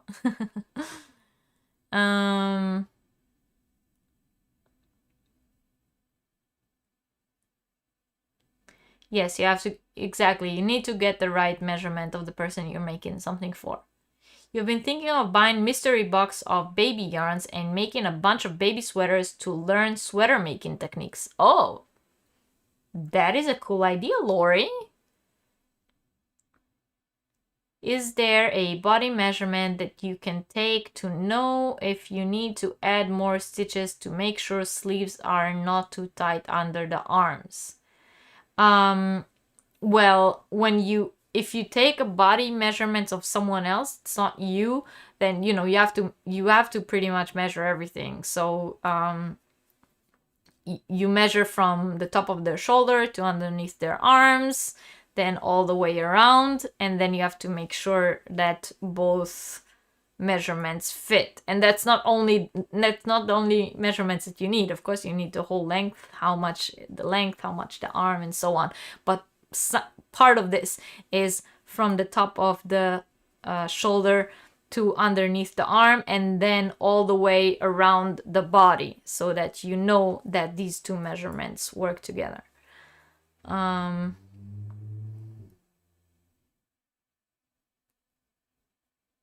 Exactly. Just email me. I will be happy to help with any problem. All right. So last tip. See, that's what happens.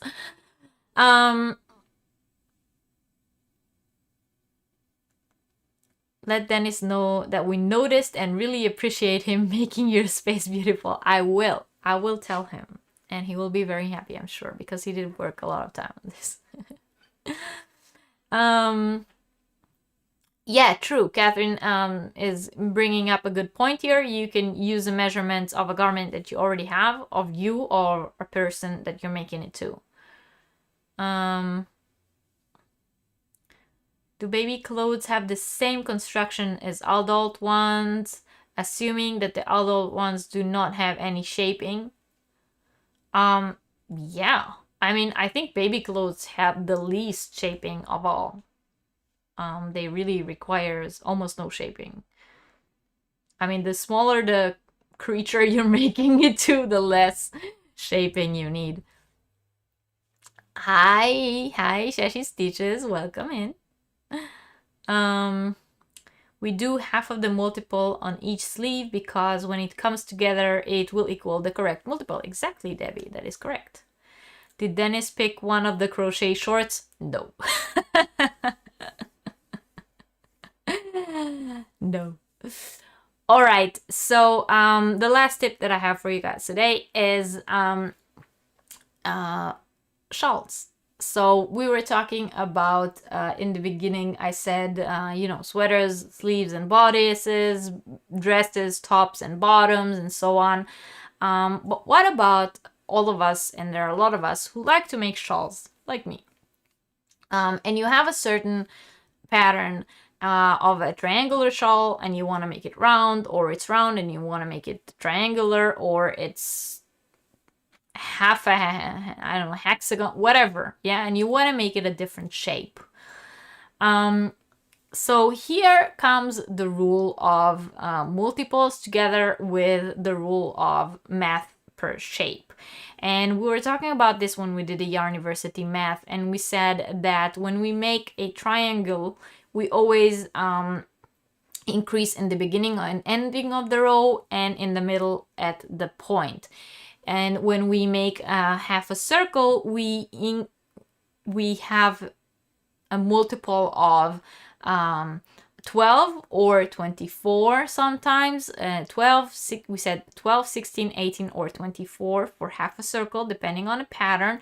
And we increase evenly around. So there will always be an increase in the beginning and the end of the row, but in the middle of the row, there will be even increases along. Same goes to a asymmetrical shawl if the increase is always on one side and one side remains straight, and that will give us this asymmetrical type. And if it is a bottom-up shawl, so if it is a triangular shawl, but instead of making it from the top with the point in the middle, we start from the point, and then we increase every row in order to get that triangular shape, or every second row, every third row, depending on the pattern. And we have this kind of pattern, and now we want the same pattern, but we want a different shape shawl. I'm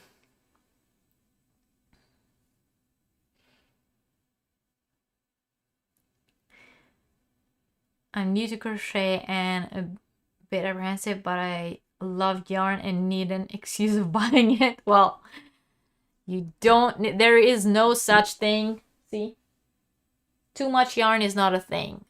This postcard says too much yarn is not a thing. And the one above it says you can't buy happiness, but you can buy yarn, and that's kind of the same thing. So, I'm an enabler channel, so yeah. buy that yarn. Life's too short, buy the damn yarn.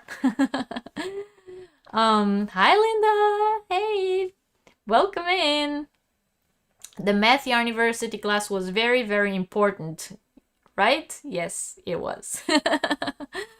I know a lot of people said they don't like math and so on, but many people wrote me afterwards saying that that class helped them a lot. So it is important. You know, get yourself a drink and watch it.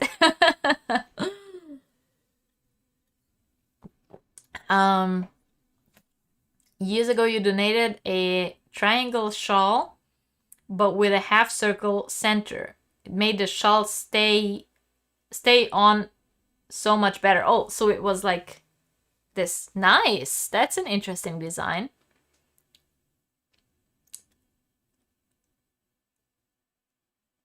I'm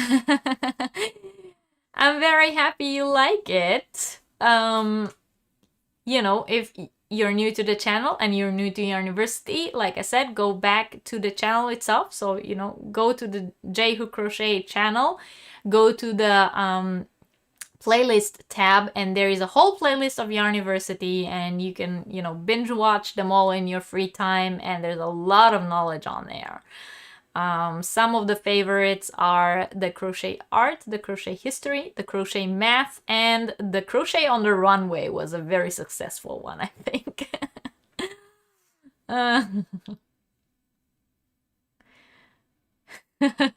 So many enablers in the chat today. And Barb says she recommends all the videos on the channel.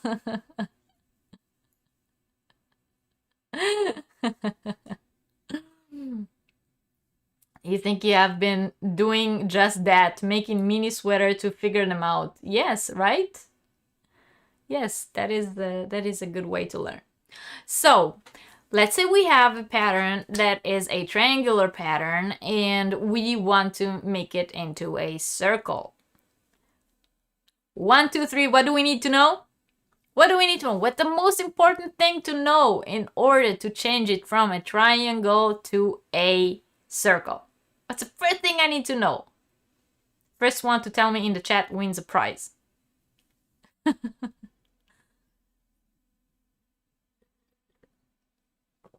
Bye, Christy. Have a good night.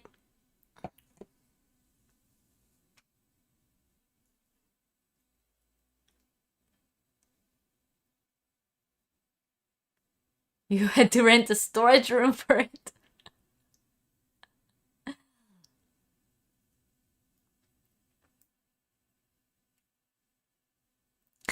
Ursula is a big fan of the Crochet on the Runway live, yes. Right! The stitch multiple! The stitch multiple. Good students, you all get an A. On my screen, the first one was Debbie. And Debbie, I'm already sending you a prize from the members live, so I'm gonna put something extra in there for you, okay? But you all get an A+ for knowing, yes, the multiple. The multiple is the first thing we need to know.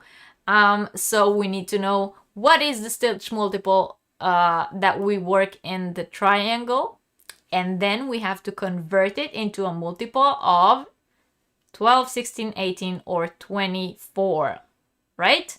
Those are the numbers that we have in a half circle, depending on what kind of half circle we want and what kind of pattern we're working and how big we want it to be. But we have to convert the stitch multiple of the triangle, half, I don't know, half a hexagon, whatever shape charlotte you want, into the multiple of the shape that we want. It goes the other way around too. If we have a half a circle and we want to make it into a triangle, we have to convert into the triangle multiple. So converting is the first thing we do, and then once we have that figured out, we can probably just work our shawl in this other shape.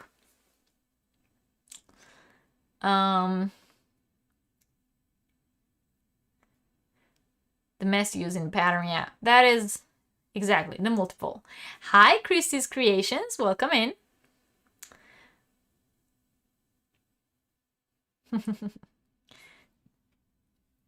Right?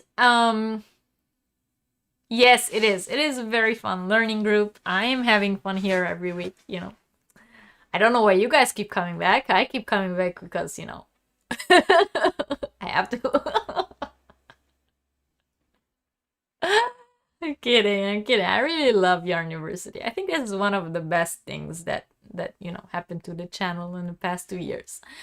Um, yeah. So once we figure out the stitch multiple, all we have to do is convert it into the shape that we want. So if we want to make it into a half circle, we need to figure out how many what is our multiple for the half circle and convert. If we want to convert it into a triangle, what is our stitch multiple in the triangle and convert, and so on. So so actually, one might think that's easy. It's not as easy as it sounds, but I have shown you guys my mandala, right? Did I show you guys my mandala that I made from Sis Homemade? I have it here. Give me one sec.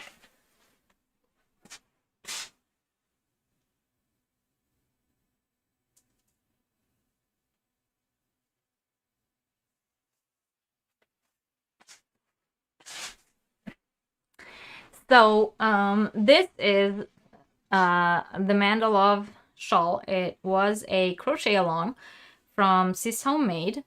They're one of my favorite designers, and they had the crochet along for the same shawl in two different shapes. So you could have chosen if you do the half circle or the triangle or both, like I did, because you know I'm addicted. So the half circle version looked like this. This was the half circle version of it. And then they took the same elements. It is exactly the same. And they converted it, where's the right side? Here. Into a triangle design. Or the other way around. Maybe they started from the triangle design and then they converted it into a half circle. I'm not sure how their design mind works, but you can see that it is exactly the same design. I cannot really hold them one next to the other because they are huge, but maybe, I mean, you can see at the bottom there, the repetitions are. Let's try. Can you see that the design elements are exactly the same in both? It is just the multiplying that makes it different. So in a triangular shawl, you have to have a middle. You have to have a point to the shawl. When you make a triangular shawl, there has to be a clear middle. When you make a half circle shawl, there is no middle. The increases are evenly divided across.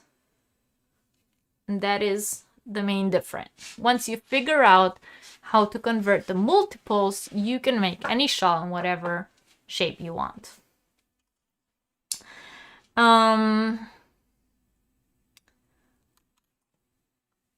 If you change a triangular shawl to a half circle, is that considered a unique design and can be sold?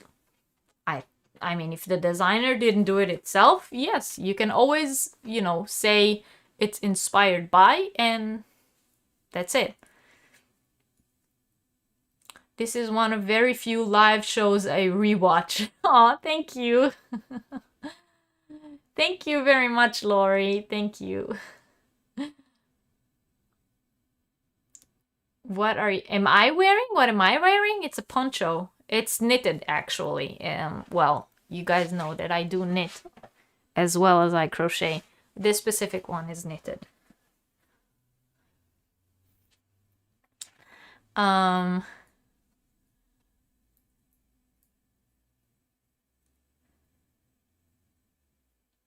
You've been doing American Girl doll patterns for this pattern. Did I miss something?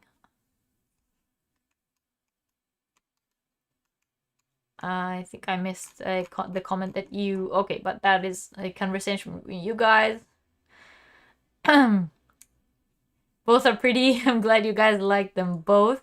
The triangle Sis Love shawl looks like a watermelon. Oh yeah, that is the mandala. The Sis Love is a different pattern, but yes, that's the that's actually the colorway was watermelon.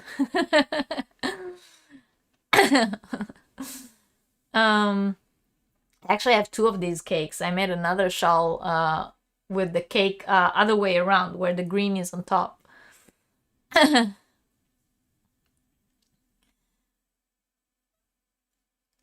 You like half circles. I like them too. Is the call still available? Yes. I can put the link. Maybe Catherine, can you maybe put the mandala from if Catherine is still here? I hope you're still here. But Catherine, if you're still here, can you please put the Ravelry link to the half circle mandala in the chat? It is now, since the crochet along is over, the pattern as a full pattern is available on Ravelry to purchase. It's no longer free. It was free for the duration of the crochet along, but it is now available to purchase. Catherine, if you can, please get the pattern from Ravelry and put it in the chat. I would very much appreciate it.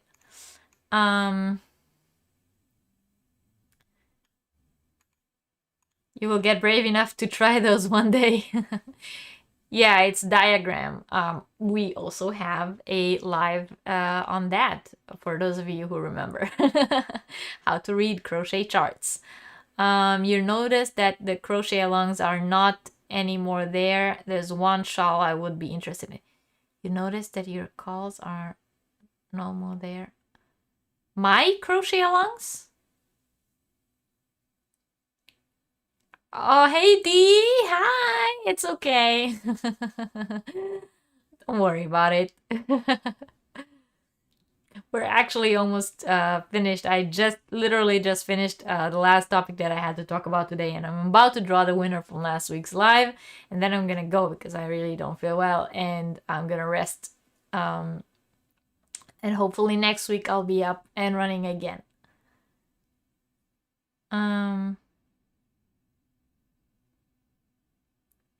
If I have any advice for a blind person who wants to design her own patterns, on what aspect? I mean, I'm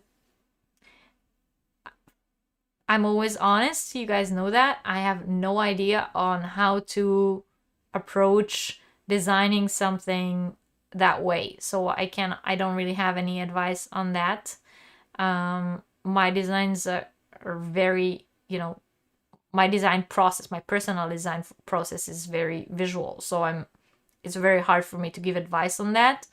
But from what point of what sort of advice are you looking for, on what specifically? Maybe I can say something. Thank you, Catherine. So Catherine put the Ravelry links in the chat for those of you who are interested.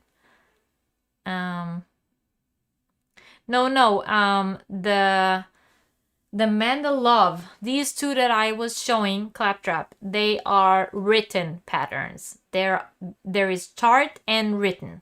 So this crochet along, what I just showed you guys, these two shawls, both the triangular and the half circle versions, are written patterns.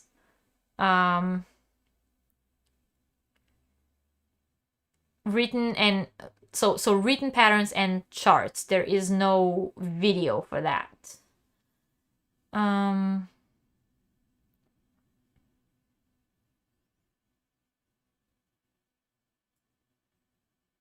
Right, there is a Yarniversity on how to read charts for those of you who are interested.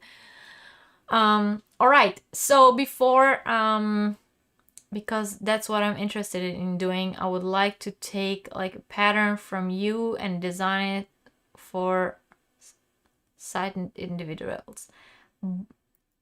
I understand what you're asking, but because I don't understand what you need to tell me when you work on a pattern, what helps you. So do you need to hear someone saying what to do, or what is the adjustment that helps you follow patterns? No, Lacey, it's written and chart. This one. So the Sis Love crochet along that we did in the summer, that one is chart only. But these two, the Mandalove, this one and that one that I just showed you, they are written as well as chart. Thank you, Kathleen. Yes, that is the Yarniversity for chart reading. Like a crochet hat, sweaters, because when I'm making stuff for myself, you measure item to my body to get the right fit. Yeah, that is exactly what this whole series is about. So if you go back to the very first episode of the design workshop, this is episode number 3. So 2 weeks ago was episode number 2, and the week before was episode number 1. And the first thing I said is I design patterns according to measurements. I don't design patterns as like small, medium, large, extra large. And that is also how I teach. I teach people to design in a way that allows the user to adjust the pattern to their own measurements. So there is no, this is how many you have to chain in order to get a large. There is measure yourself and chain this amount to get this size.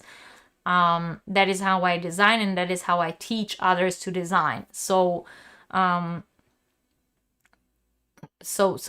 think we're talking about the same thing. All right, so the last thing that I had for today's subject about pattern hybrids, I mentioned already. And if you have any questions about today's class about pattern hybrids, you can put them now in the chat while I go to the YouTube random comment picker and get the link from last week to get, not last week, but 2 weeks ago, last episode, to get the winner of the last episode. Before I do that, let me just remind you all that at the end of today's live, if you come back to this video when it goes into replay, comment down below what do you take from today's video, what was the most useful for you, what tip was the one that you think you will use the most, or something that has to do with today's class, to enter into this week's giveaway. And next week we will pull the winner for that, and the prize will be these 6 mini skeins of 100% acrylic in 6 different colors, 22 grams each. And to go along with them, we have the 2 Go Green vegan, all vegan, animal friendly, environmental friendly nail polishes in these 2 colors from Yves Rocher. And that would be the prize, and we will draw for this next week on next week's Yarniversity. And now I'm going to, while you guys ask questions in the chat, if you have them, I'm going to go and get the link from last week and put it into the YouTube random comment picker in order to choose the winner from the last episode. Before I do that, I want to remind you all that if your name comes up as the winner, you have to contact me via email and give me your full address, including your country. Don't forget to mention what country you live in. Don't assume that I know where you're from. Write me an email with your full address where I should be shipping your prize. Also, the winner can only be someone who answered what I asked to be answered during last week's or 2 weeks ago's live. So I did say the answer the comment that you leave has to be something that has to do with what the class was about. So if you just said hi, I was here, I was watching, or hi, great class, that does not count, and I will have to choose another winner. Okay, So let's go to take you with me to the YouTube random comment picker, and I already put in the URL here, and I already got the comments, and I filtered multiples, and let's see who the winner is. So good luck to everyone. And the winner is Debbie. And she says, Reggie, each week I'm learning a little bit more. I think I'm starting to understand the stitch count matters a lot. Yes. We can change stitches and create different patterns using different stitches as long as the stitches are divided by the stitch repeat. I hope I said that correctly. You did. I'm going to try and crochet something this week before we meet on next Sunday. Thanks for sharing all your knowledge. So Debbie, congratulations to you. Debbie was talking about the whole stitch multiple thing, which we discussed very widely on last Yarniversity. So congratulations, Debbie. I think you're sort of like today's or this week's big winner. And maybe you should go fill up a lottery form or something. But yeah, you see, it pays up. It pays up to take part in as many things as you can, because you might just win 3 times in 1 week. Cheers, Debbie, and cheers to everyone. Congratulations.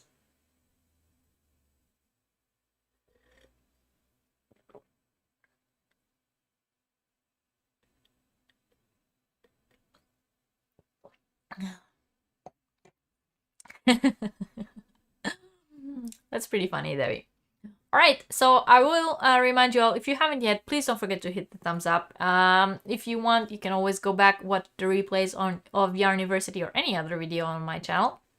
There's a whole Yarniversity playlist back on the channel, so you can sit and, you know, watch the whole series one after the other.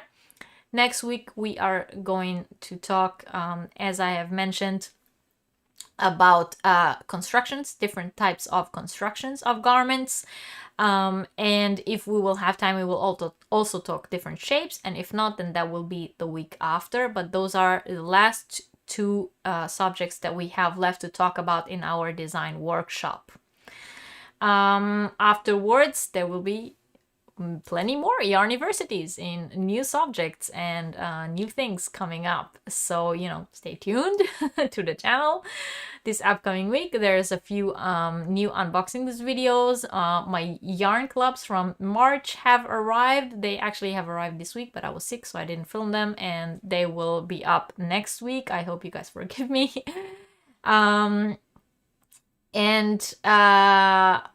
No, Debbie, you don't have to send me. I already have your package from Wednesday ready, so I'm just gonna stick this in there with it and ship it like that. You don't have to send me your email again, your mailing again.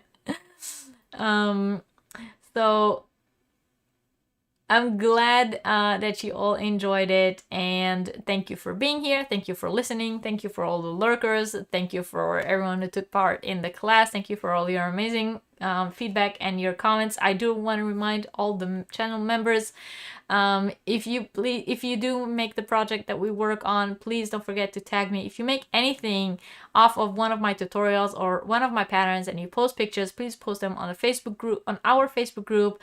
If you post them on Instagram, please don't forget to tag me. You can also email them to me. I would really love to see pictures of things that people make using my tutorials or my patterns, or things that you come up with following Yarniversity classes. I would really like to start showing at the beginning of every class a few pictures of things that students made, so that people can see all the amazing knowledge that you guys gain here on Yarniversity. And if you enjoy Yarniversity, you know, don't forget to share it with your friends, talk about it other places, tell people all about us. We are always happy to see new students here. All right, well, see you all next time. Have a blessed week, and I will keep the chat running as I always do, so everyone can say goodbye to one another. And that's it. Cheers to you all, and bye.